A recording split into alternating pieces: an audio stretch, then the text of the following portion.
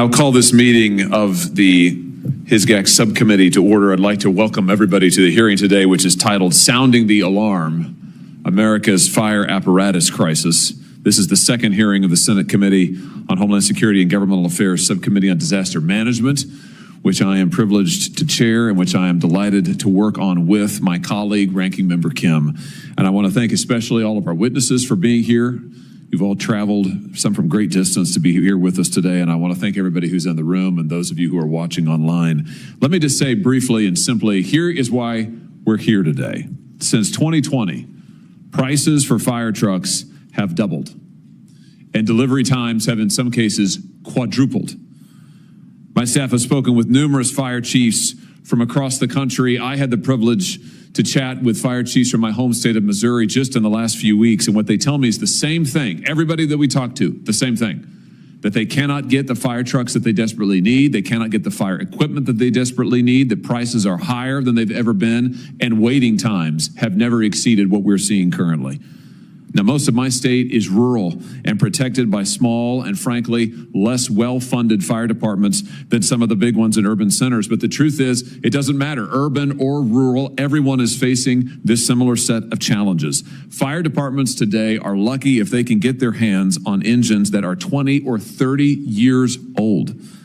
Some fire stations don't even have a single functional fire truck and are forced to borrow trucks from neighboring departments. This increases response times, which can mean, of course, lives lost, property damage.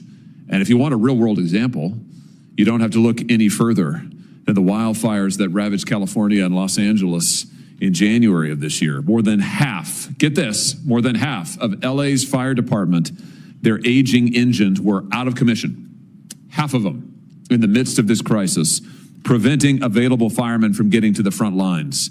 And there are similar stories from almost every municipality across the country, whether it's in Texas, Houston, whether it's Atlanta, Chicago, Seattle.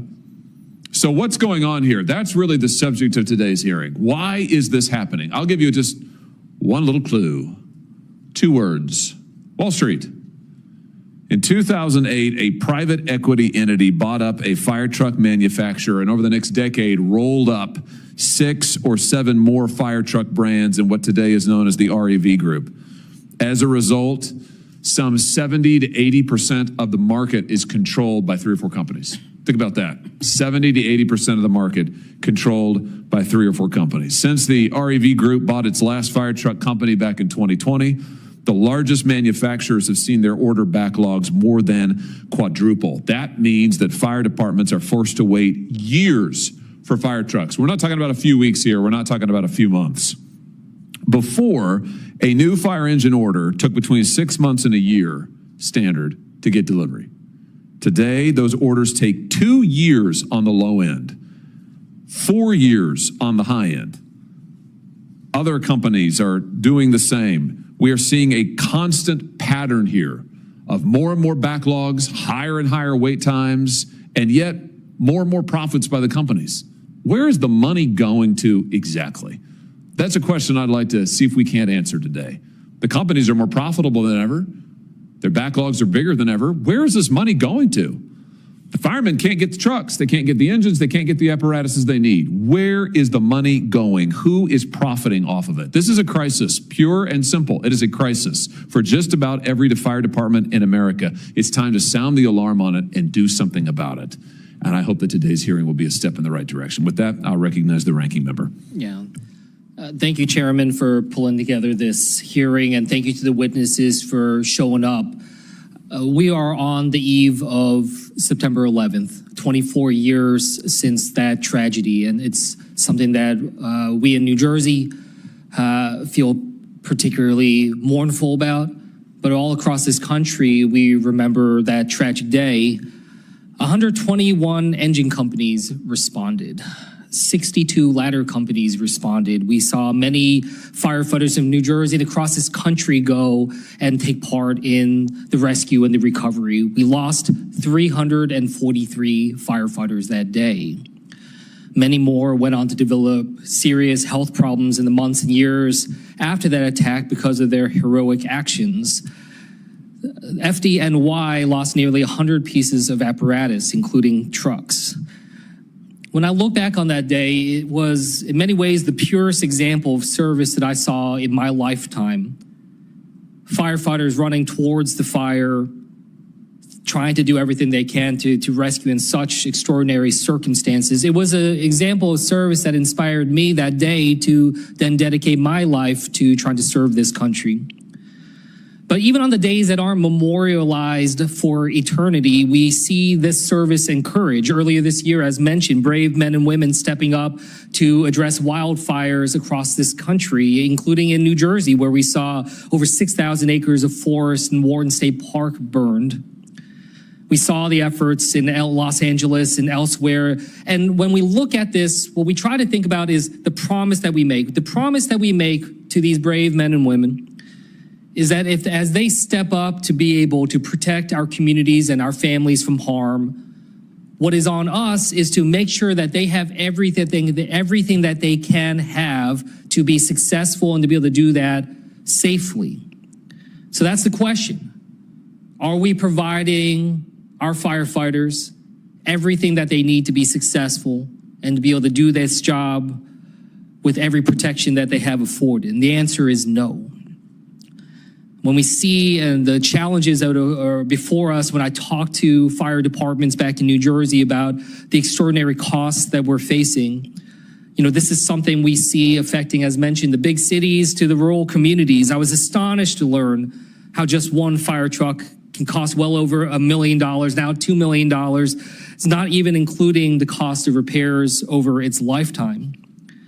Earlier this year, I was glad to join Chairman Hawley in sending a letter to the major companies in the fire apparatus industry, some of whom are represented here today, demanding answers to questions that so many communities have. And our job today is try to get answers to that. Fundamentally, why is it so hard and it's so expensive to be able to provide and outfit those that are there to be able to protect us?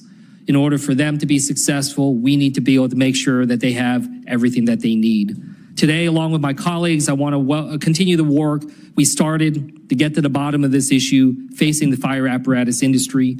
We must do a better job of making sure every American community can afford and have access to the equipment that it needs to keep its people safe. And with that, I'll yield back. Thank you very much. It's the practice of the subcommittee to swear in our witnesses before we begin testimony. So could I invite you to stand and raise your right hand? Do you swear that the testimony you're about to give is the truth, the whole truth, and nothing but the truth, so help you God? I do. Very good. It's my privilege now to introduce each of the witnesses. We'll just go one at a time down the dais. I want to give each of you an opportunity to make an opening statement. Again, we're so grateful that each of you are here. Let me start on my left with Chief Dennis Rubin. Chief Rubin currently serves as the Fire Chief of Kansas City, Kansas. He has, for more than 40 years, been in fire and rescue. This includes 10 years as the Fire Chief of Washington, D.C. and Atlanta. Chief Rubin, you are a hero. Thank you for the work that you do for my region, the place that we call home together, but also for all of the places you've served. The floor is yours. Thank you, sir. Thank you, sir. Without a doubt, it's the men and women of the fire service that actually are the heroes. I'm glad to be a small part of that. Senator Hawley, Chair, Ranking Member, Senator Kim, and members of the Disaster Subcommittee, thank you for the invitation to appear to participate today. And I also would like to say thank you for taking time out of your very busy schedules to discuss the status of the current national fire apparatus crisis that includes pricing, delivery time, original equipment manufacturer, OEM repair parts availability. I have served in several cities, as was mentioned by the chair, both Atlanta and Washington, D.C. as the fire chiefs. And in that position, I've been able to order many, many fire trucks. And currently today, I also oversee the maintenance of those same fire trucks.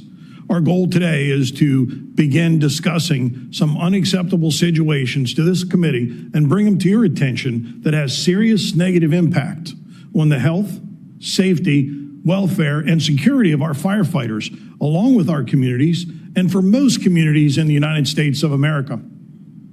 Fire apparatus costs have skyrocketed along with escalating price as well as delivery time and the ability to get repair parts. They're simply not available.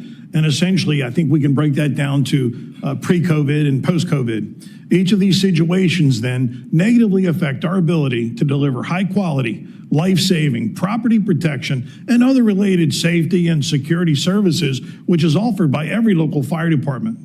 Federal government oversight, controls, and enforcement to resolve these problems should be considered. Public safety service is the bedrock of every community in our great nation. Delays in fire apparatus procurement and repairs threaten the ability of fire departments to perform our sworn duties to our community.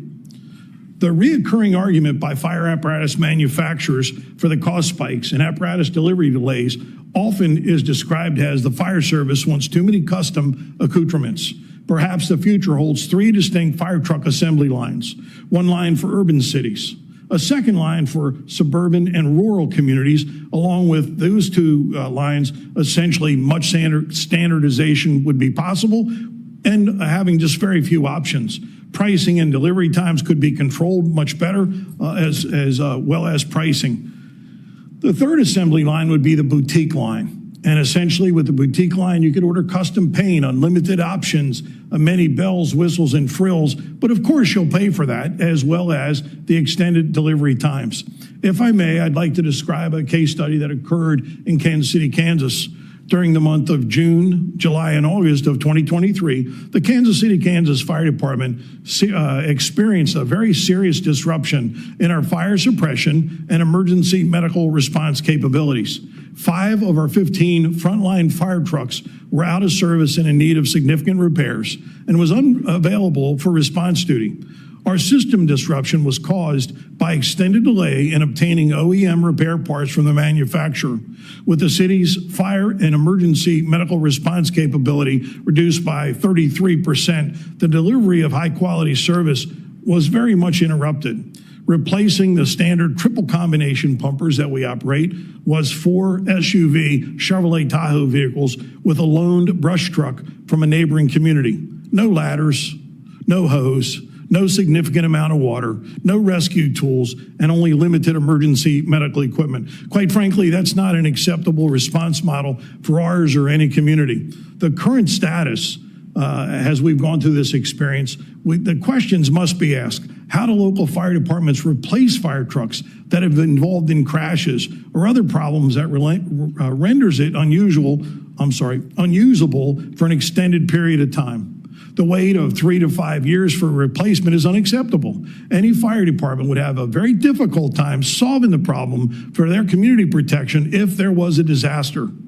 Finally, the actual apparatus purchasing experience by KCKFD demonstrates a dramatic percentage increase in both price and delivery time. Prior to COVID pandemic, that began in March of 2020, the average price of a pumper purchased by our community was $627,000. The average delivery time was 10 months. Since the beginning of the pandemic, the current pumper price has increased by 36.6% to $857,500, and the delivery time has more than doubled to 29 months. I will close by pointing out that the views expressed here are my own and do not necessarily reflect that of the position of Kansas City, Kansas Fire Department, Kansas City, Kansas government, or that of the Wyandotte, Kansas government. Thank you once again for allowing this time for us to express our ever-growing concerns about fire apparatus crisis in this great United States. Thank you very much, Chief. Next up is Mr. Edward Kelly. Mr. Kelly is the General President of the International Association of Firefighters. That's the largest labor union of firefighters in the United States. You represent some great men and women. Mr. Kelly, thank you for being here. The floor is yours. Thank you so much. Mr. Chairman, would you indulge me on the eve of the 24th anniversary of September 11th? Would you mind if we stood for a moment of silence in remembrance of the almost 3,000 Americans that lost their lives that day, including the 343 FDNY members and 1 New York City Fire Patrolman who died heroically? Let's do it.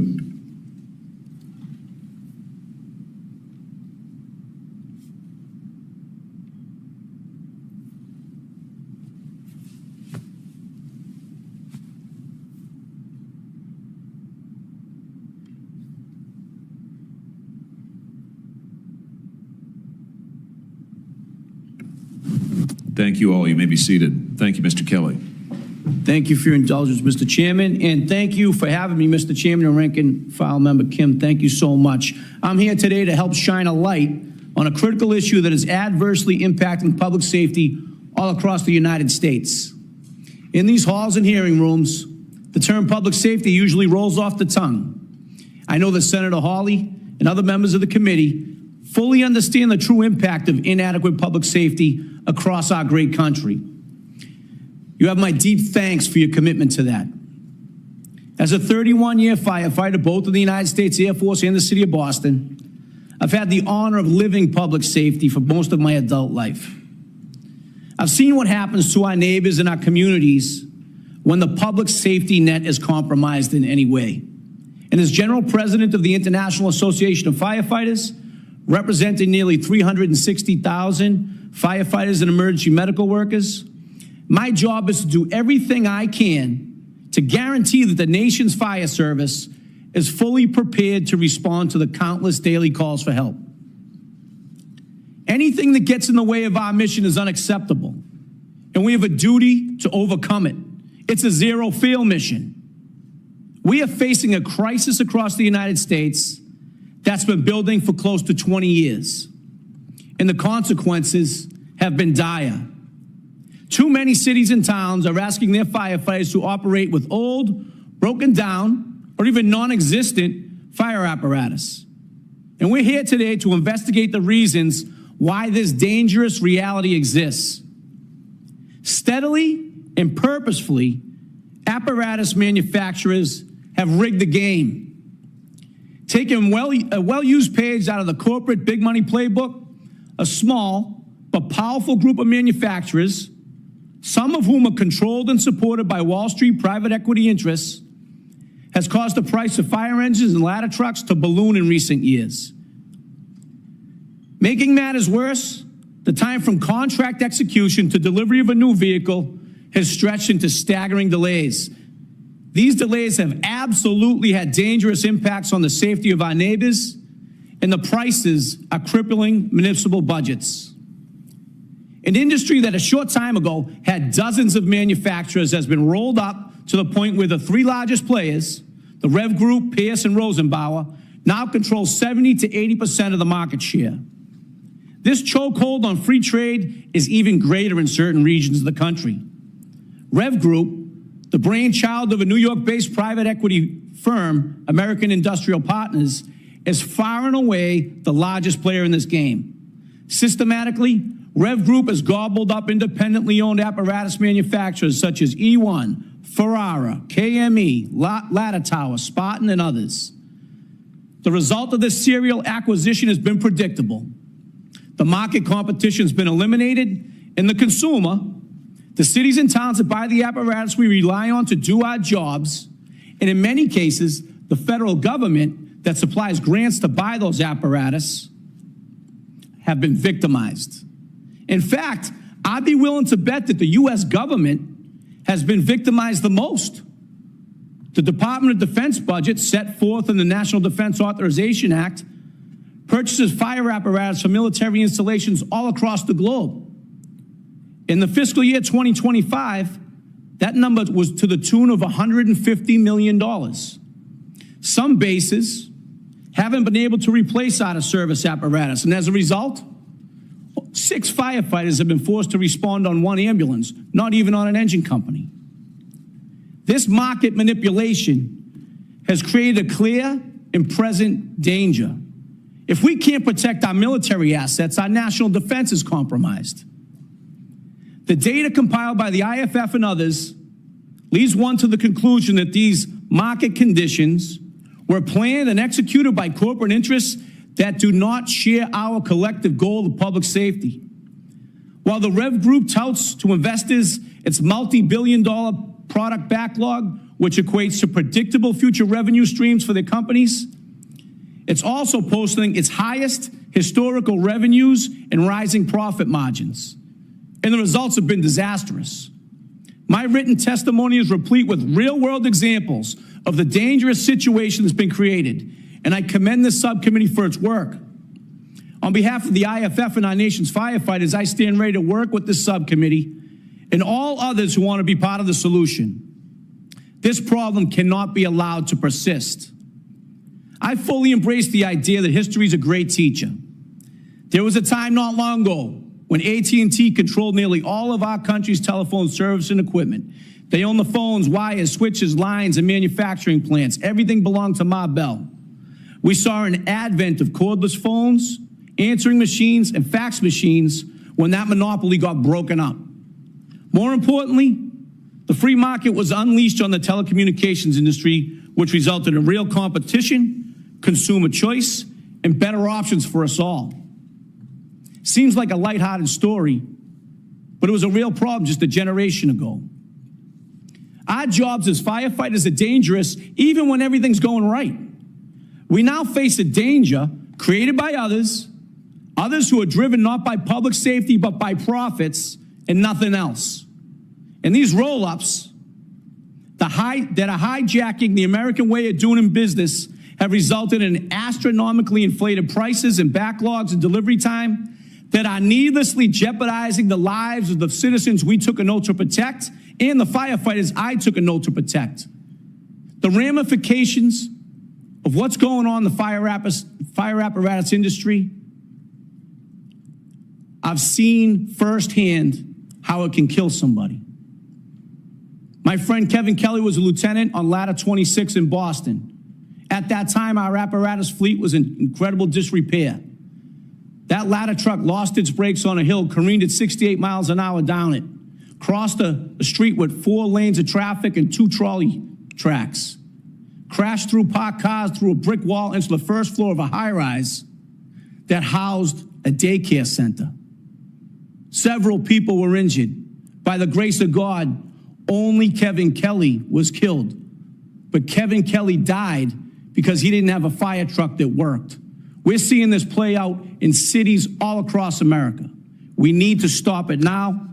This committee's on the right track. I look forward to working with you, and I look forward to answering any questions you might have. Thank you very much. Thank you very much, Mr. Kelly. Next up is Mr. Basil Musharbush. Basil is the principal attorney of Anti-Monopoly Counsel, an antitrust law and policy firm in Texas. Mr. Musharbush, the floor is yours. Did I pronounce your name correctly, by the way? Am I close? You did, Senator. Okay. Thank you. All right. Floor is yours. Thank you, Senator.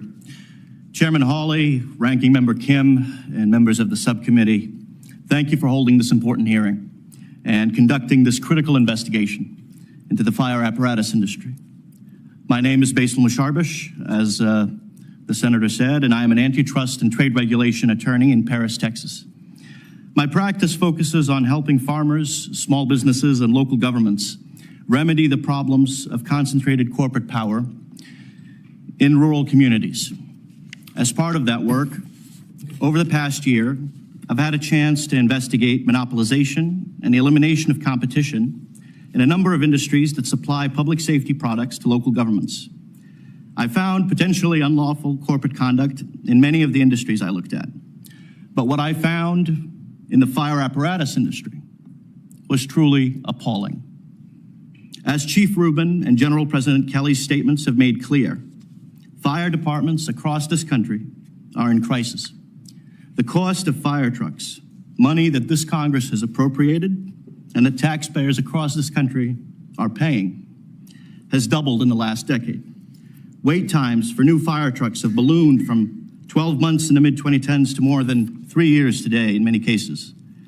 As a result, fire trucks that should have been retired after 15 or 20 years in service are now routinely struggling through their 30th birthdays on the front lines, with dire and often deadly consequences, as Mr. Kelly perfectly illustrated.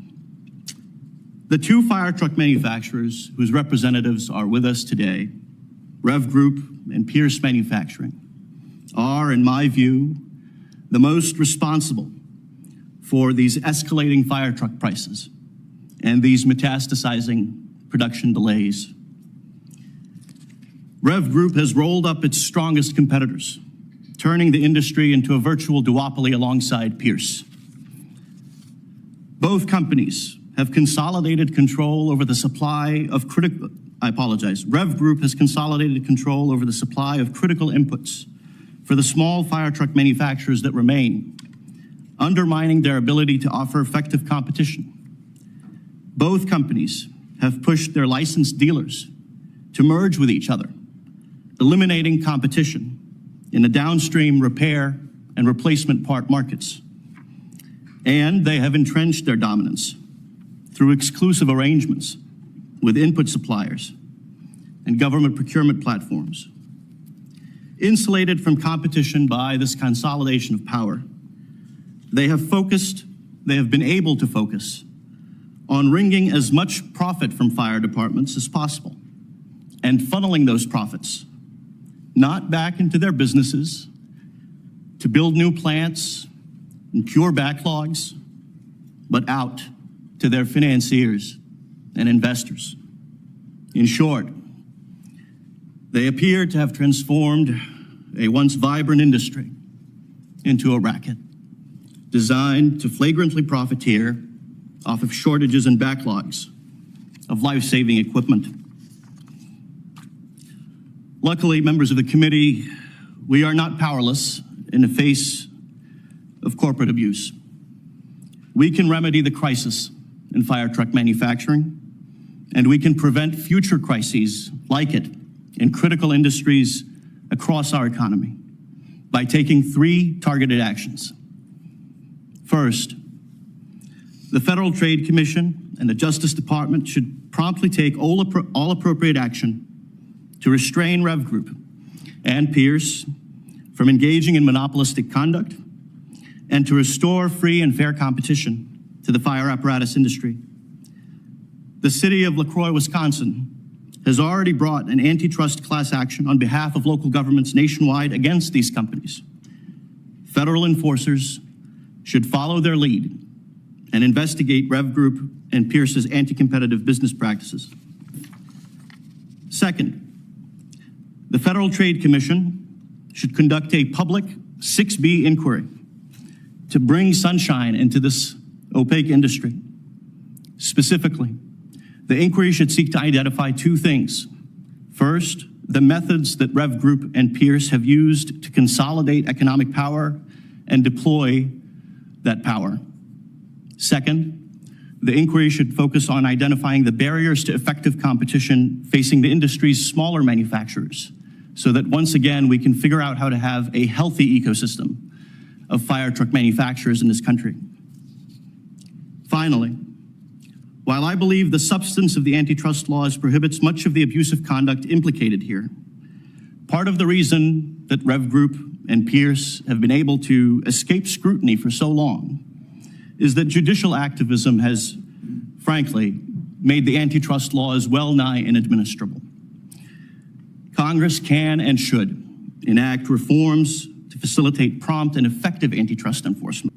We source 98% of our materials from American suppliers. We employ thousands of American workers in high-quality manufacturing jobs to build life-saving equipment for communities across this country that depend upon us. On the eve of anniversary of 9/11, a day when we honor the courage of our American first responders, I'm proud to say that we make it our mission to provide American firefighters with the vehicles they can count on when it matters most. That mission inspires us every day, which is why we take great care in building hand-built, high-quality fire trucks for departments across the country. Our business sustains families, supports local communities, and strengthens the American economy. In our facilities in Florida, Michigan, South Dakota, Pennsylvania, Louisiana, Nebraska, and New York, we employ thousands of American workers. These are welders and electricians, material handlers, and other skilled craftsmen who build fire trucks for communities across our country. The craftsmanship and care we put into every truck reflects the responsibility we feel for the firefighters that depend on our vehicles. A typical fire truck takes thousands of hours to build, requiring precision and dedication of highly skilled craftsmen at every stage of the process. Unlike, for example, a Ford F-150 pickup truck that can be mass-produced in around 20 hours, fire trucks are handmade, purpose-built machines customized down to the smallest detail. Fire trucks need to be ready for service 24 hours a day, 7 days a week. These have expected lifespans of 15 to 20 years. While while facing some of the harshest and most dangerous conditions imaginable. At REV Group, we think about this every day. We take enormous pride in building the vehicles to keep our brave firefighters and communities that they serve safe. We know the prices and lead times for fire trucks are higher today than in the past. Our entire industry has been challenged by a dramatic cost inflation, an unprecedented federal stimulus-driven spike in demand, significant supply chain disruptions, and the contraction of skilled labor workforce. We have taken bold steps and are working hard every day to confront these challenges. Over the past 3 years, our significant investment in people, process, and facilities have increased our production of fire trucks by around 40%, which has allowed us to significantly decrease the delivery times for our average trucks. Our average delivery time for a truck currently sits at 2 years. And we continue to invest in our people and our facilities.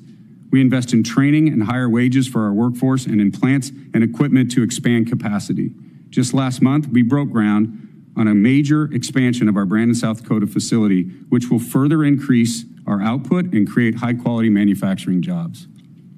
In addition, in response to customer needs for faster delivery and lower price points, we have developed innovative lines of highly capable semi-custom fire trucks that deliver the performance of a fully custom fire truck and can be built and delivered in less than a year. We stand ready to get these high-quality trucks to fire departments who have readiness shortfalls. In fact, right now, we have slots available for these trucks in 2026. At REV Group, we pride ourselves on understanding the needs of our customers and know that fire departments need budget and pricing certainty when making the decision to purchase a fire truck. Our guaranteed price contracts give our customers that certainty. The price for a vehicle is locked in when an order is finalized. If the cost of inputs rise, that is on us, not on our customers. We honor our commitments, and we don't make a dime on a fire truck until it gets delivered. We have taken significant steps to boost our production and bring innovative products to the market so that we can get more fire trucks on the road faster, and we will continue to build on that progress. The courage of the firefighters and first responders we serve inspires us to build more, work harder, and deliver faster for them every single day. At REV Group, we understand that every truck we build is more than a vehicle. It's a vital tool for brave men and women who put their lives on the line and run towards danger to save others. I thank you for your time, and I look forward to answering your questions. Thank you very much, Mr. Vernig. And finally, we've got Mr. Dan Meyer. Mr. Meyer is the Vice President of Sales at Pierce Manufacturing, where he oversees Pierce's fire truck dealer and customer support network. Mr. Meyer, thank you for being here. The floor is yours. Chairman Hawley, Ranking Member Kim, and members of the subcommittee, thank you for the opportunity to discuss Pierce's mission of delivering high-quality, innovative fire trucks that help firefighters protect and serve our communities. It's my honor to assist the subcommittee's work on an important issue facing fire apparatus manufacturers. My name is Dan Meyer. I'm the Vice President of Sales at Pierce Manufacturing and Oshkosh Corporation Business. I spent the vast majority of my career at Pierce because I believe in our mission and I know firsthand the impact Pierce has on my community. I was born and raised in Appleton, Wisconsin, where Pierce started over a century ago and is operated to this day. Our story is uniquely American. Pierce began as a father and son shop building truck bodies on Model T Ford chassis. Today, Pierce proudly builds American-made fire trucks manufactured by over 3,000 craftsmen, welders, and engineers across 10 principal facilities in Wisconsin, Florida, and Tennessee. And we do so with firefighters top of mind. Whether supporting them as Pierce builds the trucks that they need, or walking them through our facilities along the build cycle, or standing beside them on the final inspection of their fire apparatus, I have the honor of engaging with these heroes every single day. At Pierce, I also work alongside more than 100 active and former firefighters and other first responders. I think it's clear that our mission is personal. It's a privilege to be here alongside witnesses that include distinguished fire service leaders. President Kelly and Chief Rubin are public servants dedicated to making our communities safer, and that is why I take their concerns so seriously. At Pierce, we are unwavering in our support of the American Fire Service. We will always honor our more than century-long commitment to being transparent with our customers. I share the subcommittee's serious concern about the industry-wide prolonged lead times since the pandemic, when demand for fire apparatus skyrocketed as supply chains and labor became strained.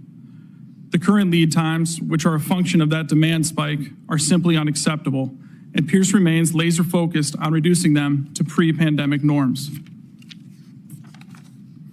I'm happy to share that, while there is plenty of work left to do, Pierce has been making progress. We shipped more trucks last quarter than any other quarter in Pierce's history, and we acknowledge the lead time problem as soon as it emerged, and we have made and will continue to make historic investments to increase throughput. Since lead times began to extend in 2022, Pierce has invested approximately $50 million to increase throughput, and we have another $100 million on the way. In less than 3 years, Pierce grew our workforce by more than 25%, adding 800 good-paying American jobs. We expanded our manufacturing space by 28%, adding nearly 500,000 square feet. In short, we are significantly increasing investments to meet the needs of our customers, and our ship rate reflects that commitment. That said, Pierce recognizes the need to provide options for our customers. For departments that don't want to wait for custom fire apparatus, we produce stock trucks, which are built to standard specifications and in many cases are available immediately. I also want to emphasize that Pierce has always been committed to being fair, honest, and transparent about our costs. The cost to make fire trucks, like other heavy equipment, climbed substantially in recent years due to supply chain and labor disruptions across industries. While material costs in the fire truck manufacturing process remain high, at Pierce, price increases have slowed significantly. Finally, I understand the subcommittee is interested in reports of consolidation in the fire truck manufacturing industry. I want to be clear. Neither Oshkosh nor Pierce has acquired any other U.S.-based fire truck manufacturer. I'm deeply proud that our growth has been organic, driven by innovation, a commitment to our customers, and high-quality support for Pierce trucks long after they leave our factory. Our plan for growth is to continue investing in our business and our people, not through acquisitions. I know our customers have choices when purchasing their trucks, and Pierce fiercely competes with dozens of manufacturers wherever we sell. These choices are also reflected in our aftermarket business, where customers have a choice on who services their vehicles. I'd like to reiterate Pierce's appreciation for the subcommittee's efforts to ensure that firefighters are getting the vital tools they need as quickly as possible, especially on the eve of a day in our history when 343 firefighters made the ultimate sacrifice. When firefighters are first in and last out, they need to rely on their equipment, and they can rely on Pierce. Thank you for inviting me to appear before you today, and I look forward to your questions. Thank you very much. Thanks to all of our witnesses. What we'll do now is proceed with some rounds of questioning. We'll do 7-minute rounds per member. We'll alternate. This is a very bipartisan panel, so I'm sure that the questions are going to be outstanding. And I'll start. Mr. Chief Rubin, let me just start with you. Chief, thank you again for being here. Let's just get right down to it. Trucks cost more than ever. Yes, sir. They're taking longer than ever to get to you. Without a doubt, Senator. How has that affected you directly? In a very negative way. We have a limited budget. We're a urban community that has limited resources, limited tax resources, outcry from the community to lower taxes, but yet, in fact, we have to pay more for fire trucks. Remarkably so, sir. You told the story in your opening statement about an incident when you had 5 out of 15 trucks out of service. You were having to respond with SUVs. You didn't have hose. You didn't have ladders. I mean, this is putting people's lives in danger, is it not? Is that fair to say? Without a doubt. First and foremost, we worry about the firefighters' lives so that they can protect the citizens. And secondly, our citizens were unprotected. If there would have been a person on the second floor in need of rescue, they would have had to wait for the real fire truck to show up, sir. Gosh, that's just unbelievable. Mr. Kelly, can I just ask you, you talked in your statement about the fact that every city in America practically is struggling with its fire fleets. We saw this in Los Angeles. You told your own personal story. Where else have you seen these effects? Where else have you seen firefighters put under the gun, so to speak, because of the lack of ready, available equipment that is ready to go? Stories come out of every city, but I'd like to point to Chicago. About 2.5 months ago, they had a fire on the west side of Chicago. One of the first dual ladder trucks, Tower Ladder 14, responded with a spare piece. When they went to throw that aerial to effect rescues, it failed. They had to go down, shut it down, restart the whole apparatus again, get it back up into its hydraulic aerial, and then get it to move. That costs time. Time is lives on a fire ground. Now, unfortunately and sadly, we lost 4 civilians at that fire, including a young 5-year-old and that 5-year-old's mother. Now, the real sad part is I spoke with the lieutenant that was in charge of Tower Ladder 14 that night. Today, September 10th, 2.5 months later, at this very time, at 3:45 Eastern time, that very same spare rig is in service at Tower Ladder 14 in the west side of Chicago. That's wrong. That's not the only story. They had engine 121 that lost its brakes, crashed into a church. Now you heard the story about Kevin Kelly. We're lucky we didn't lose firefighters and civilians. We had another ladder truck going down the street and the wheel came off and it crashed into cars. We're lucky we didn't kill anybody. This is happening time and time again. We have, as Chief Rubin pointed out, sometimes we have firefighters responding in pickup trucks like a painting crew with ground ladders on it. It's scary, and it's in every city. It's a challenge everywhere. Rural, suburban, volunteer fire departments, paid professional. Thank you very much, Mr. Kelly. Mr. Vernig, let me just turn to you. You are a part of one of these companies, the REV Group, that along with one or two others accounts for about 80% of the market here. I wanted to show you something that one of your customers said recently. This is Matthew Timmerman of Watertown, New York. He's a fire chief there. This is in May of 2021. He ordered a $1.2 million ladder truck.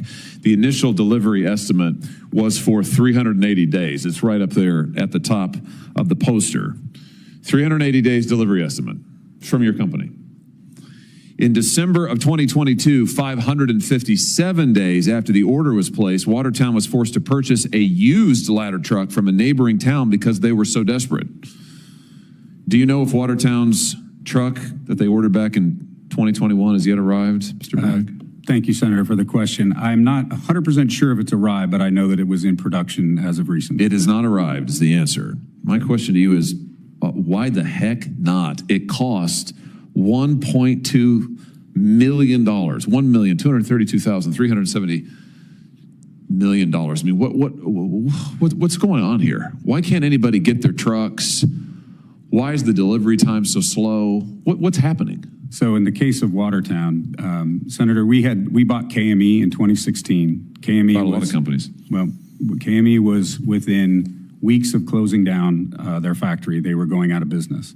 We maintained our factory in Nescahoning for 5 years, trying to get it to turn around and be a profitable company. We made a decision to close that factory and move those trucks to our other facilities to build them. And in that process, there are a handful of trucks that got behind. Well, a handful. I mean, what's your backlog right now? What's the approximate value of it? Do you know?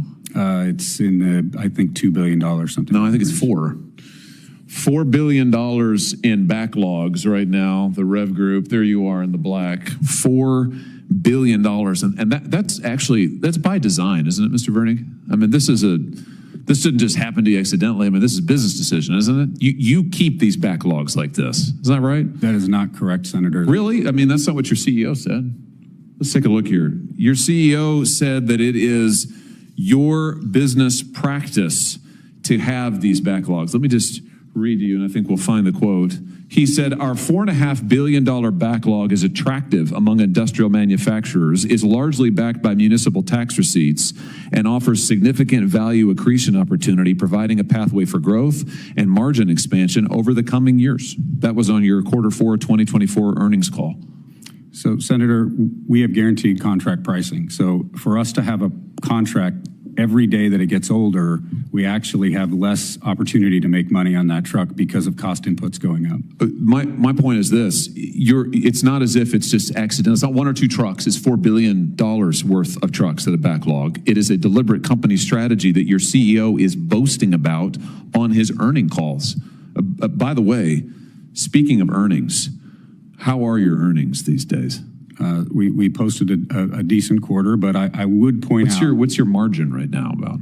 profit margin? About 9.5%, 10%. Well, I think it's over EBITDA. 13, actually. I mean, before your private equity company created your company, I mean, rolled up all of these competitors, you had margins at about 4 or 5%. Now they're over 13%. Your profits have grown 5 times over the last 5 years, $250 million, but nobody can get their equipment. I mean, you've got enormous profits. You have a huge backlog. These guys can't get any of their equipment. Where's the money going? You're making a gob of money. Like, where's it going? Not to their trucks. Where's it going? Well, Senator, you're putting up numbers that are the whole division. We're talking about the fire division, so the numbers that I gave were fire division, but it's the same story. But if you look at 2025, the first 3 quarters of 2025, our operating profit is 3.7%. Where's the money going? It's not going into production lines. You just said that you closed them. You've closed multiple production lines. You've closed them in Pennsylvania. You've closed them in Virginia. Your backlog is higher than ever. Your CEO's boasting about it. Your profits are incredible. Where's it going? Senator, we reinvest in our businesses every single day. We've invested Reinvest in production? Millions. Yes, we do. Let me just ask you this. How much does your CEO make? I believe that it's posted that he made about $6 million. Yeah, $6 million. These guys can't get a truck. He's making $6 million. Have you spent any money on stock buybacks or dividends or payouts to your private equity ownership?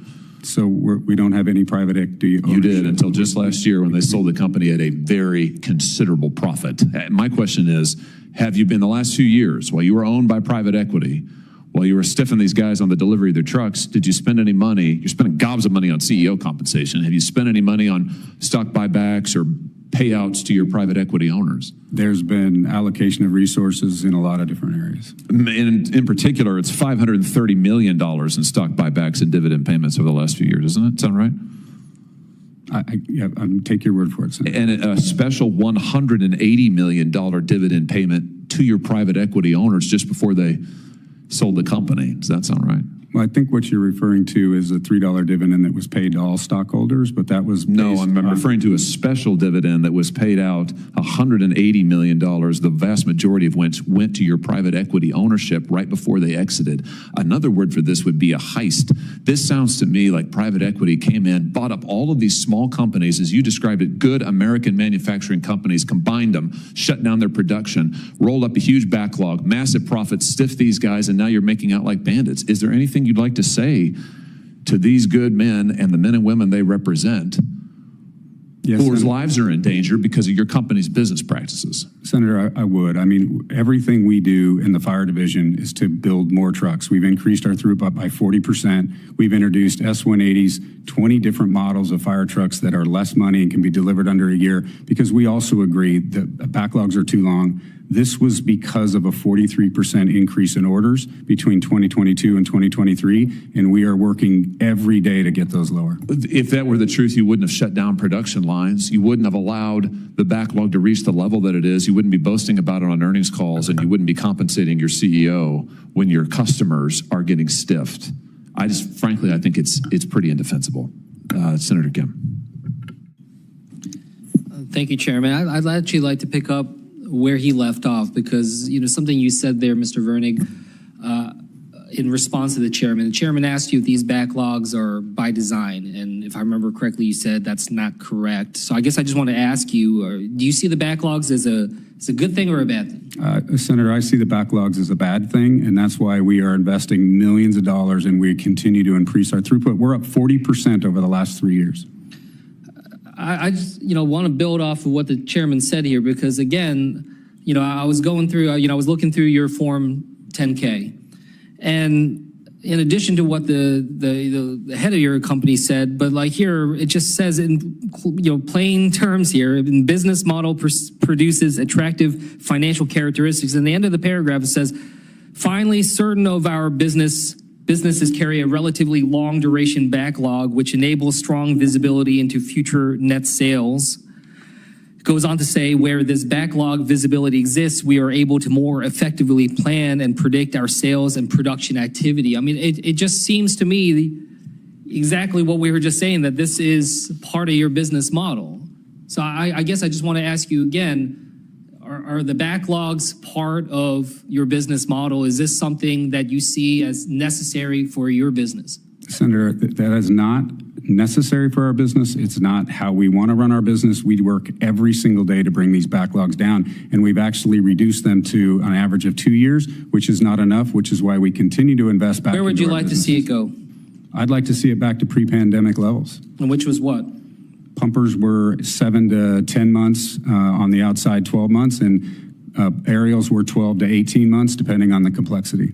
And what steps have you taken to be able to get down to that level? Well, we've continued to hire thousands or hundreds of, if not thousands of skilled labor, which is one of the biggest problems we have. We've invested millions of dollars in every factory for lasers, punch brakes. We put in, we just bought our first robot paint system that we're going to try. We are doing everything we can, and then we just announced doubling the size of our Brandon, South Dakota facility on a $20 million investment. There's more that we're going to be doing at our facility in E1 that we'll be announcing soon as well. So when are you going to get that? When are you projected to get that backlog down to pre-pandemic levels?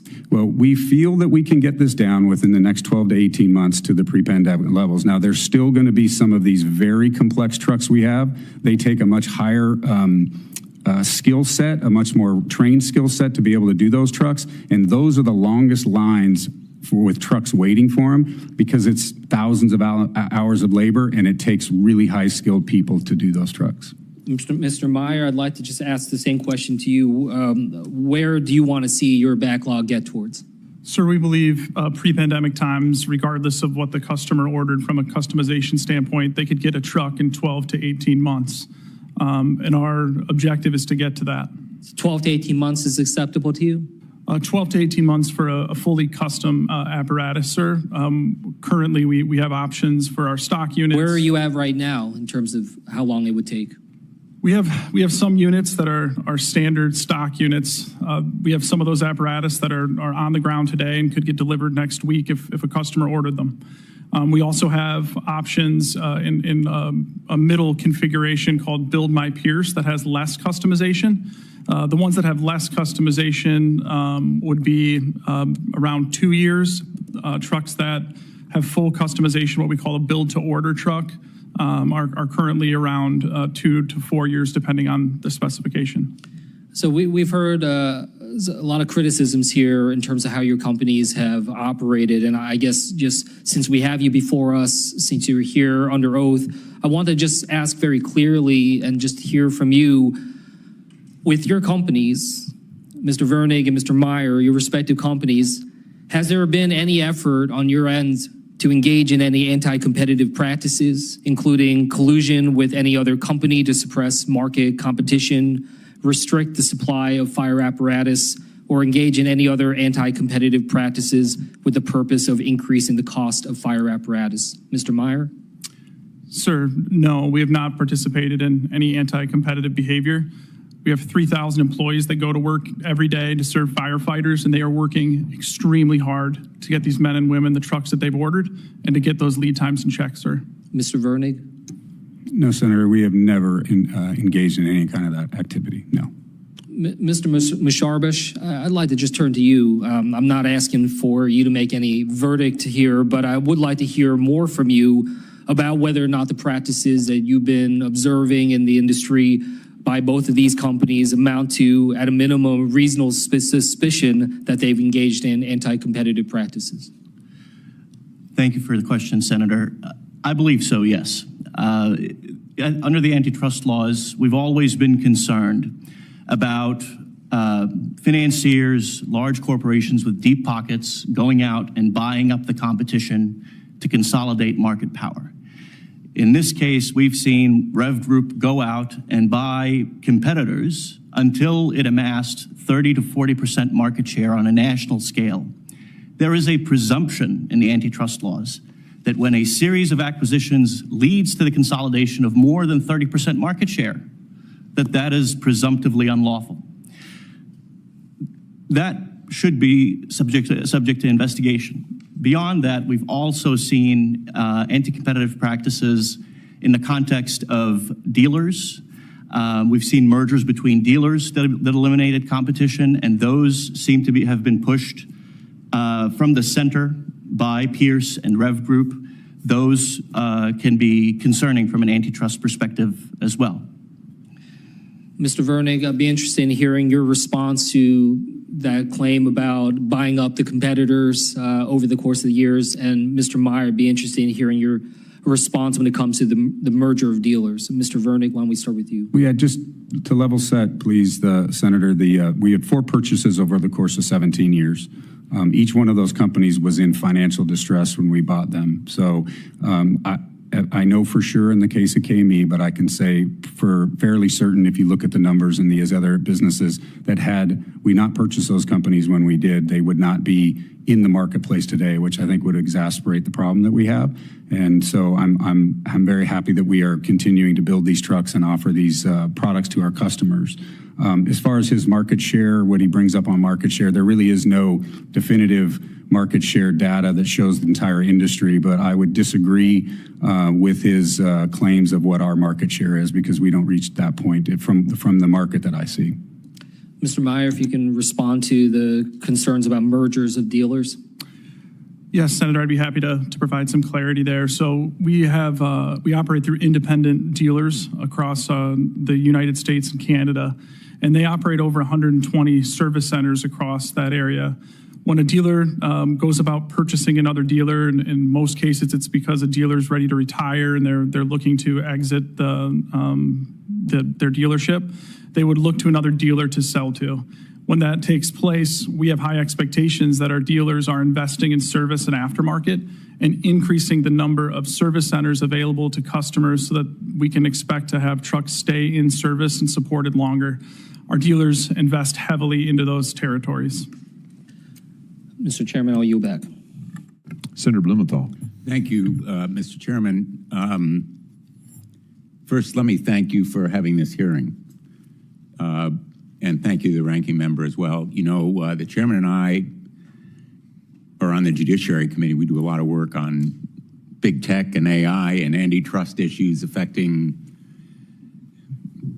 new technology.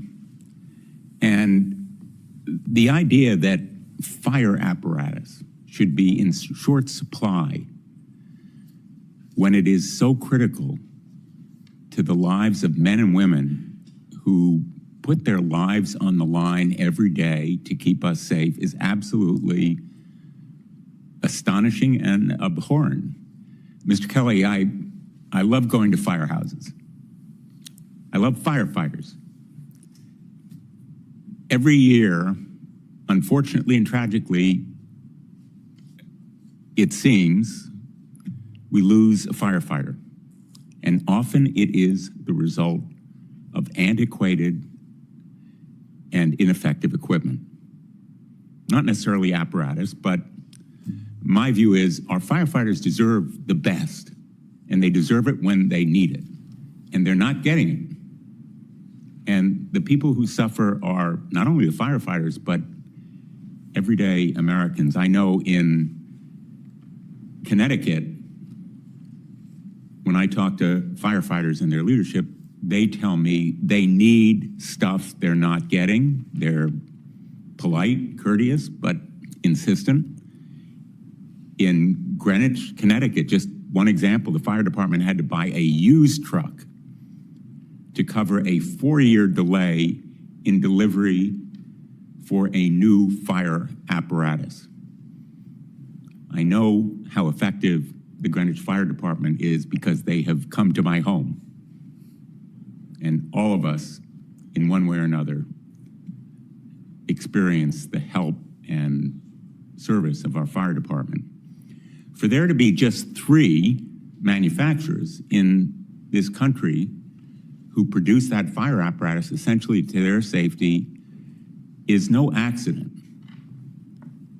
And we can quibble about exact market shares, but we know that those 3 companies, your 2 and Rosenauer, control about 85% of the market. And the result has been delays and higher prices. So my conclusion from what I've heard so far at this hearing is that the Federal Trade Commission ought to be doing an investigation under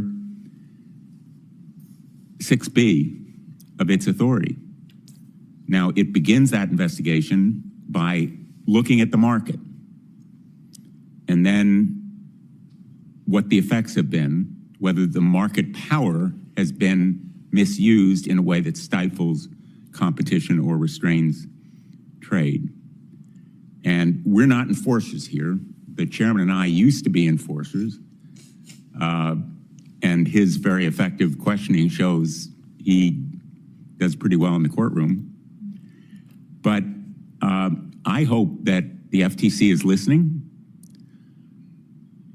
I understand you reduced delivery times recently, very recently, but I don't think we can just say, we will trust you to get the job done, because it isn't working right now. And it is a classic example, in my view, of why we have antitrust laws. In your testimony, Mr. Mushbaresh, you wrote that, quote, some evidence even suggests they may have further entrenched their dominance through exclusionary arrangements with other manufacturers, input suppliers, and government procurement platforms. So it's not just that the numbers of manufacturers have been reduced, but there potentially has been other conduct that is anti-competitive. Maybe you can tell us a little bit more about those exclusionary arrangements and yes, the types Senator, of anti-competitive tactics thank you for the FTC should be investigating. Thank you for the question, Senator. Yes, and I do want to emphasize that we need more investigation in this area because the industry is opaque and we're not sure exactly what is happening. As I provided in my written testimony, we're seeing a situation where there's backlogs, there's delays, prices are high, but there is no competition from smaller manufacturers. And when we see a situation like that, there are often anti-competitive exclusionary arrangements at play. In this particular case, for example, we know that Pierce has exclusive arrangements with certain suppliers of inputs, I believe particularly steel, so that's one aspect that should be looked into, and whether that arrangement makes it harder for small businesses to compete. Beyond that, the REV Group is the only supplier, to my knowledge, of custom cab chassis to small fire truck manufacturers. Those small fire truck manufacturers can't produce their own chassis. They rely on the REV Group. For whatever reason, they have not been able to diversify their sources of supply to any of the other fire truck manufacturers who do produce chassis. It's important to look into whether the REV Group has been imposing any requirements as part of their arrangements with those small manufacturers that make it harder for them to diversify and switch. Thank you. My time has expired. Unfortunately, I have to go to another committee hearing, but again, my thanks to all of our witnesses. And I want to thank Mr. Vernig and Mr. Meyer for being here today to help explain your position. But I also especially want to thank Mr. Kelly and Chief Rubin for representing the firefighters of America so ably. Thank you.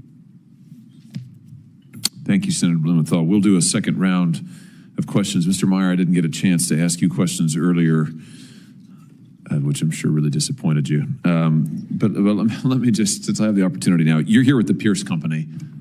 Yes, sir. It seems to me, correct me if I'm wrong, it seems to me that you have much the same business model as your colleagues in the REV Group. Mr. Vernig here is sitting to your right. I mean, let me just show you something that a customer of yours said recently. This is Fire Chief Mike Kennedy of Ann Arbor, Michigan. He said that in 2022, he ordered a pumper engine from your company for $662,000. That's a lot of money. He went to place an order this year for the exact same engine and was told it would cost $1,068,769. That's a massive increase. Massive, massive increase. Is this what's allowing you to double your profit margins from 2022 to 2025? Sir, we've seen substantial input cost increases in our supply base to Pierce from the time of that initial order to the time of that order in 2025. That said, we're very transparent with our customers about what that cost is so that we can deliver at that same dollar value that we've committed to. But this is almost 4 times the rate of inflation. I mean, I've heard you say this. I've heard Mr. Vernig say it, that, oh, it's inputs, inflation. You know, inflation's been so high, and inflation has been high. There's no doubt, everybody in the room knows that. But your increases are 4 and 5 times the rate of inflation. Your price increases over the last 5 years are 7 times higher than the rate of increase than in the earlier part of this decade. I mean, that's extraordinary. And yet your profits have never been higher. I mean, don't you think that's a little strange? If your input costs are so dadgum high, how is it that you're doubling your profit margins? Sir, the input costs that we have to consider are also impacted by the challenge of the lead time, which we also view, like our customers, bad for our business. The longer that lead time is, the more increases we receive from our supply base, which we absorb at Pierce into our costs, and we view the way to bring those prices down and to improve the visibility of those prices to bring the lead time down to our customer the way they demand. Wait, did you just say that the backlog is bad for your business? Sir, our customers demand trucks in 12 to 18 months. We're not delivering that right now. Clearly not, but it's good for your business, isn't it? It's part of your strategy, isn't it? Sir, I believe what's good for our business is listening to our customer. It's been made very clear today and from our customers that lead times that are in the way they are today. Sure, listen, I agree with that. I mean, your customers are begging you for help. But meantime, your CEO is boasting about the fact that your backlog is up to $4 billion, just like the REV Groups. I mean, let me read you something from your Investor Day presentation in 2025. This is your company now. Your company's own presentation says you're going to grow your profit margin to up to 12 or 14%. It used to be 4 and 5%. Currently, it's like 10 or 11. You're going to get it up to 12 or 14% profit margin. How? By using strong backlogs and price realization from the backlogs. Or here's your CEO last year, and I quote, "As a reminder, we have notably higher pricing in our backlog for fire trucks to be delivered in 2024 and beyond, which will enhance our margins." Or here's your CFO in 2024. "We have double-digit price increases in our backlog. That will continue over the next 4 years. And when it comes to fire trucks, we're starting to get into about a 3-year backlog that will continue to read through. We continue to expect to see the benefit of price." This is strategy. Sir, it's a competitive marketplace. There's dozens of options where our customers can purchase their fire apparatus from. Oh, I don't think so. There are dozens? There's only 2 or 3 manufacturers who control 80% of the market. This is what's astounding to me. Your business models are identical. Your customers hate them. They hate your business model. It's killing them. It's literally killing people. And yet, you're both doing it and making ungodly sums of money. Doesn't that suggest that maybe you're colluding? I mean, how is it that these good men and women sitting over here can't get a truck or an engine delivered in years? They're begging you for apparatus. And yet your CFO and CEO and every other member of your C-suite is boasting about how much money you're making on these backlogs. I mean, are your companies, are they working together? Do you guys collude on business model? Sir, I don't work with the REV Group on our business model. But you get together every year, don't you, at the Fire Apparatus Manufacturers Association? The sort of few little companies that control the industry. You meet every year. You fund this group together, and you get together every year, and you discuss your strategy. Isn't that true? Sir, I've never been to the Fire Apparatus Manufacturers Association. But the Pierce Company is a member of the Fire Apparatus Manufacturers Association. You help fund it, don't you? We are participants in FAMA yes. Yes, and you go every year, and at those meetings, you get non-public data on the industry and what other manufacturers are doing. Isn't that correct? So from what I understand, we only get the data back that we put in. So we don't see the inputs from other manufacturers. It's a very competitive marketplace, and if we participated in something that we were sharing trade secrets, we would not participate in that. Oh, I don't think it's competitive at all. I think that's the problem. And it's not open, it's opaque. And in fact, at this association that you fund together, you have an entire committee dedicated to, and I quote, providing actionable data for strategic business planning, including economic data, fire market trends, and apparatus sales and order statistics. There it is. This is right off of the association's own promotional materials. In fact, both of your companies have recently been sued for collusion, haven't they, Mr. Meyer? Sir, there is a lawsuit put against Pierce Manufacturing. We believe it's without merit. And it goes to your collusion and the use of this association as an opportunity to get together and talk and plan strategy. Isn't that correct? I mean, that's what's alleged. Sir, I'm not able to comment on pending litigation. Yeah, I'm sure not. I mean, why shouldn't the FTC and the DOJ investigate? It's my question. So the FTC did put an inquiry in. We've been actively cooperating with them and providing them information that they're requesting. Here's the thing that gets me, is that you've got a $4 billion backlog. Your CEO gets paid even more than Mr. Vernick's CEO. I mean, it's unbelievable. Your profit margins are double digit, yet you're laying off people, you're constraining your production, you're stiffing your customers, and yet there's nothing they can do about it. Man, that is not a free market. I don't know what it is, but it's not a free market, and it has got to change. Gentlemen, I implore you, you need to do right by these people over here and by the people who we represent, whose lives are in danger because you're making so much money. There are some things that are more important than money, and our people's lives are one of those. Ranking Member Kim.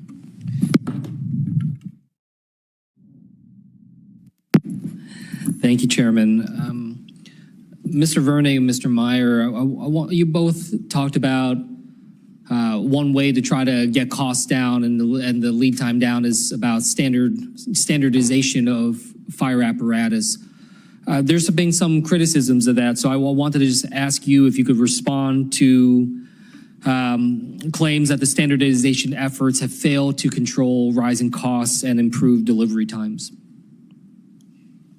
Mr. Vernick.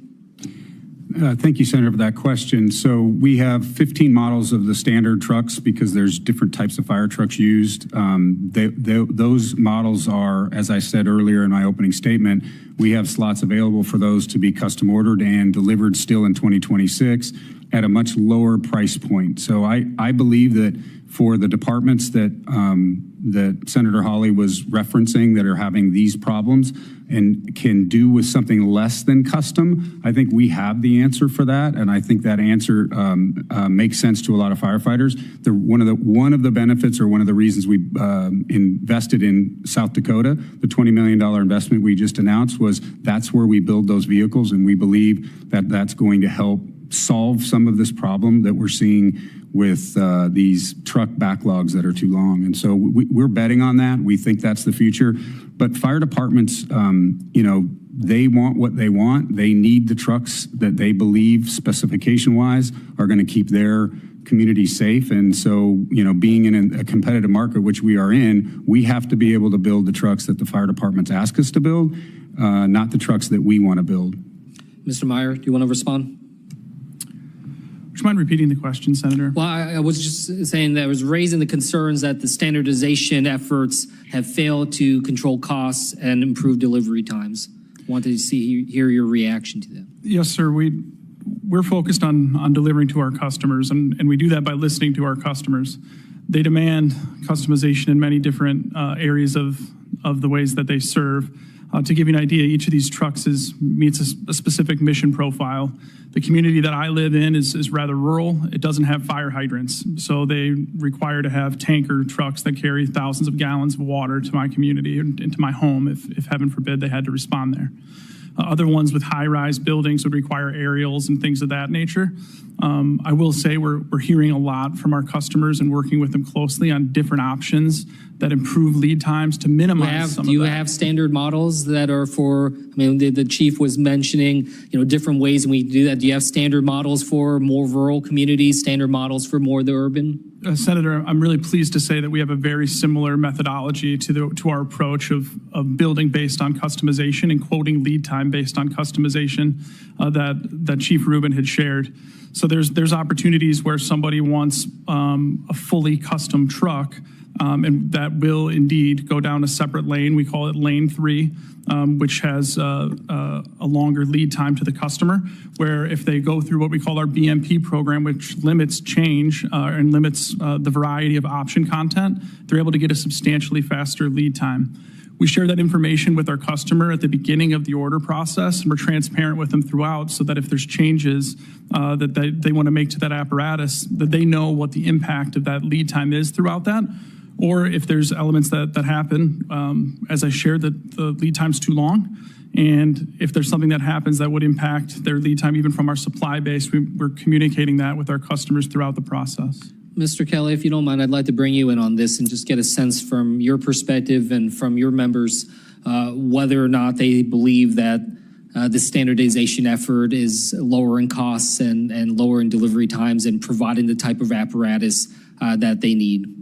Senator, we're open to any conversation about what might solve this problem, but there are unique situations in certain municipalities and jurisdictions where customization is warranted, and we have to be open to that.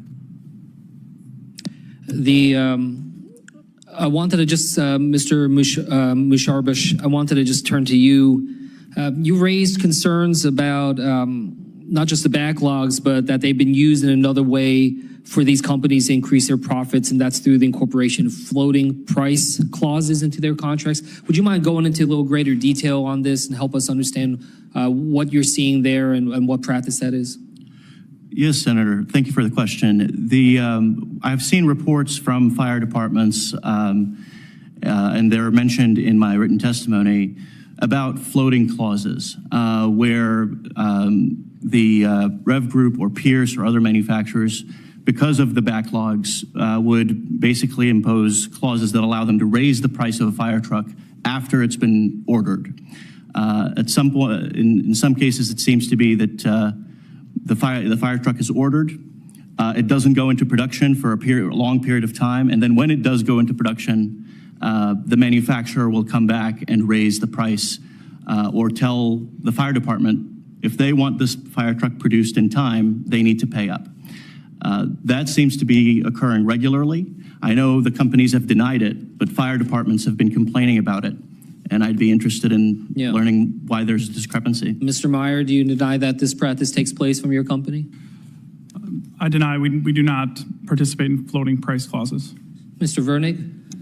We guarantee the price of every contract, so we absolutely do not do that. Yeah, I heard you say that earlier, and I just want to point out, even if you're guaranteeing that price and saying it's a fixed cost, I also read in your testimony here that you're saying, it's in your last page, but as a result of this commitment, we need to price not only for actual historical inflation, but also for expected inflation and other challenges between the sale and ultimate delivery.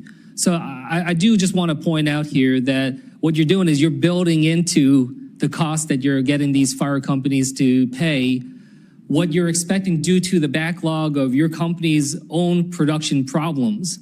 You're making them pay for the additional costs that are taken up by the extra time that your company needs. So I get what you're saying, but I just wanted to point that out to you, that their costs are going up because you're slow in production. And I don't think that that's fair, that they have to cover the gap because you haven't invested in the necessary level to be able to meet this demand right now. And that's something I want to point out. And the other thing I want to just follow up on is, you talked about making sure that localities are knowing about what stock trucks you have and the standardization. I'm hearing some dispute about that. And that's something I'd like to make sure we're following up on, to make sure that you are in fact letting these towns and letting these fire departments know what kind of equipment is available to them, not just on the customization, but on the others, and what that means in terms of price and what that means in terms of lead times. With that, I'll yield back. Senator Warren. Thank you, Chairman Hawley. And I want to say a very special thank you to both of you, both for having this hearing and for permitting me to come today. I am not a member of this subcommittee, but I got a little special exception to be able to come in here and ask some questions, and I'm grateful for that.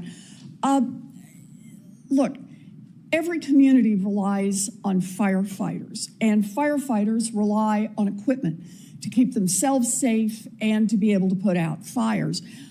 I want to focus today on the impact of concentration in the industry and what it means to have diminished competition when firefighters and their communities are out looking to buy firefighting equipment. Over the last 20 years, private equity has been buying up independent fire truck manufacturers to the point that today, just 3 companies own approximately 80% of all fire truck manufacturers. And what have these gigantic corporations done with all that market power? Well, they have hiked prices, restricted supply, and created a dangerous backlog of firefighting equipment. I just pulled some examples at random. In 2013, a pumper truck cost $500,000. Today it costs $1 million. In 2013, a ladder truck cost $900,000. Today it costs $2 million. In 2019, the lead time for a fire truck delivery was 1 year. Today, it's up to 3.5 years. So let me start with you, if I can, General President Kelly. You represent more than 350,000 firefighters all across this country, which is why Senator Banks and I wrote you a letter about this very topic. Could you explain how private equity roll-ups of fire truck manufacturers threaten firefighters' ability to protect the communities that they serve? Absolutely, Senator, and thank you for the question. Chief Rubin testified earlier. In his city, they had to put, and because they did not have enough apparatus on hand to staff the firehouses, they were putting firefighters out basically on pickup trucks. Oh my God. Like painting crews with ground ladders. Now, if you're trapped in the 3rd or 4th floor, you're jumping. Mm-hmm. And that is not how emergency response is designed in this country. We have standards that have been created over many times, and unfortunately, when we read about a fire code or a standard, it's usually in the shadow of a devastating loss of life. And we don't make these up. There's a reason that these standards are in place. And what's been created, notwithstanding, the streamlined ordering process, which that Pierce line, although it's supposed to streamline the production, still takes 2 to 3 years to deliver an engine or a ladder truck. Mm-hmm. Not only do we need to do better, we need to investigate how we got here. Yeah. And that's why in the wake of your letter, we've actually written to the Department of Justice and the FTC to investigate this. Oh, I appreciate that very much. I just want to underscore this again. We are talking about 3 companies that control 80% of all manufacturing. They know they can hike prices and nobody can afford to walk away. That's the consequence of these roll-ups that concentrate, so there's less and less competition here. And this is why it is important that the federal government investigate and enforce the law to prevent this from happening. The Federal Trade Commission has the authority to investigate whether private equity firms and other giant companies have broken competition laws, going very much to your point, President Kelly, and whether they've made it more difficult for firefighters to do their jobs and keep us safe. So, Mr. Musharbish, you're an expert on competition. Let me just ask you, would a study by the FTC help shed light on this issue and help firefighters get the equipment they need to keep their communities safe? Absolutely, Senator. Go ahead. You want to elaborate on that? You can. I still got some more time if you want to say a little bit more. I would love to, Senator. Thank you for the question. I would say that a 6B inquiry would help in two ways. On the one hand, it could shed light on the practices of the dominant firms, REV Group and Pierce, to make sure that the public and lawmakers know about those practices and whether they're anti-competitive or abusive, or whether they present barriers to competition for small manufacturers. Beyond that, a 6B inquiry would very much help us understand the other barriers to competition for the small manufacturers. Why is it that they can't expand? Why is it that they can't, for example, many of them can't acquire steel and make their own chassis? That's why a 6B inquiry would be very helpful here. Absolutely. Okay, that's very helpful. And President Kelly, do you agree that you'd like to see the FTC investigate and write a report on this? Absolutely. I think that we've actually wrote a letter and asked them to involve themselves in it. And to your point, when you see, three companies controlling 80% of the market share, it harkens me back to the reminder of trying to buy concrete in Manhattan in the late 1980s. Yeah. Very, very good. And Chief Rubin. Yes, ma'am. Go ahead. Without a doubt, I think to have the investigation move forward is critical. I would just dare say, going back to one of your earlier questions, during the International Association of Fire Chiefs Conference in 2024, we met with the president, just happened to be there, of Pierce, and he described the fact they expect escalating prices coupled with more delays. Verbalize that. After that, we had meeting after meeting. It was just interesting the way you described your question, because you were exactly right with their local distributorship, Conrad. Conrad said they weren't going to be able to do anything better than 3 years and maybe longer with price increases. And quite frankly, at that point, we made a determination to go with another company. We're actually using, as they say, full disclosure, Spartan, which is part of the REV Group. But we're going to get a little bit better delivery time, not great, but better. And the price was significantly lower than what we were going to pay with Pierce. But you remind me, Chief Rubin, on this, not only the risks that President Kelly points out, but that the problem is headed in the wrong direction. That is, that it's getting potentially here, that it is getting worse. Without a doubt. Again, going back to the time when we were without 5 fire trucks of 15 total, we contacted every fire department that we knew of that had used fire apparatus for sale. That was back in July of 2023 with no results. We looked at every manufacturer available, and there were 4 fire trucks that we found in Louisiana. We bought 3 of the 4 immediately, and they didn't really meet our needs. They were rural fire trucks in an urban setting, but at least it got us out of what I would describe as a major crisis. And exactly as the general president described, if someone would have been trapped on the 2nd or 3rd floor in Kansas City, Kansas, during that window, which was a 3-month window, and we documented 108 different calls that we went on, the firefighters would arrive and they'd wait for the real fire truck to show up to go to work. I appreciate that. I don't want to be the guest that came and ate all the pork chops, but I just wondered if, Chairman Hawley, could I have a couple of more minutes just to ask Mr. Verning and Mr. Meyer about this? You represent the 2 largest fire conglomerates, REV Group and Pierce, and together your 2 companies alone control more than 60% of the market, thanks to private equity's 2-decade-long efforts now to buy up the smaller manufacturers. So you've heard from everyone else on the panel that an FTC study of what's going on in the fire equipment manufacturing industry would help firefighters do their jobs more effectively and more safely. So, Mr. Verning, yes or no, would you support an FTC study?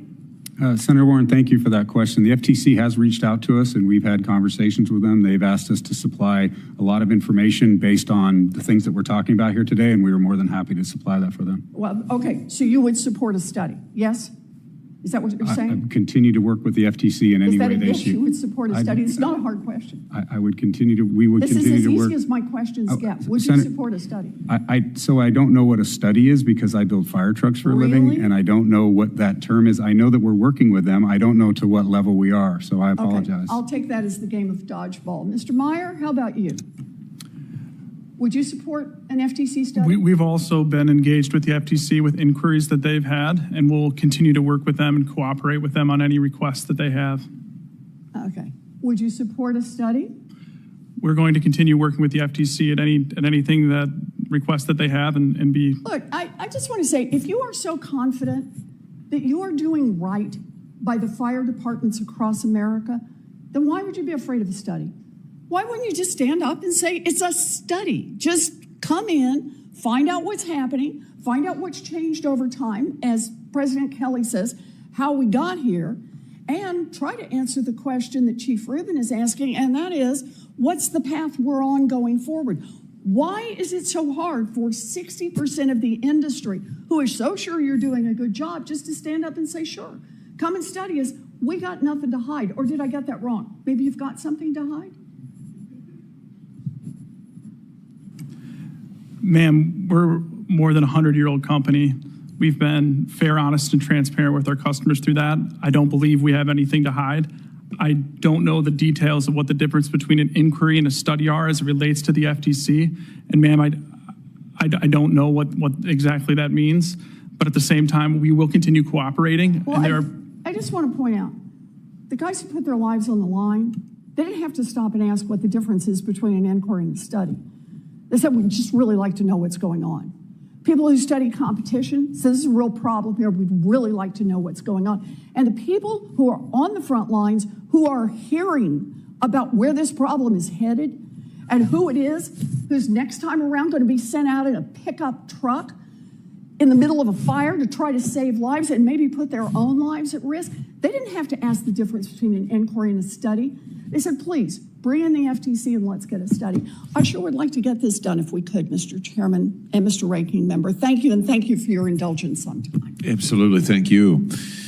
I'll just say this as we close the hearing. Thanks to all of our witnesses for being here today. We appreciate you being here and your testimony. I hope that today's hearing will bear fruit. We've certainly learned a lot, much of it disturbing.